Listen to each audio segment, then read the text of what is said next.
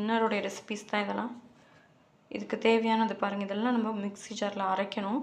பொட்டுக்கடலை 1 spoon, 1 spoon மிளகு, ஒரே ஒரு ஏலக்காய், 1 ஸ்பூன் சீரகம், முந்திரி பருப்பு, ஒரு அரை டீஸ்பூனுக்கு சோம்பு, நட்சத்திர இது ஒரு 1/4 இது, ஒரு கிராம்பு, ஒரு பிஞ்ச் பட்டை, தேங்காய் 1/4 ஒரு கொத்தமல்லி, 2 பச்சை மிளகாய். இந்த மாதிரி ஃபைன் பேஸ்ட்டாக அரைச்சி எடுத்துக்கோங்க. 2 டேபிள் ஸ்பூன் எண்ணெய், கல்பாசி, ஒரு கைப்பிடி பெரிய வெங்காயம். இந்த அளவுக்கு கொத்தமல்லி தழை வதங்கும் போது அதே மாதிரி புதினா தழை இந்த அளவுக்கு நல்லா வதங்கட்டும். 2 மீடியம் சைஸ் தக்காளி நல்லா இந்த மாதிரி ஜூஸியாக வதங்கிடணும். இப்போது நம்ம வெள்ளை சுண்டலை போட்டுக்கலாம். பெரட்டி விட்டாச்சு.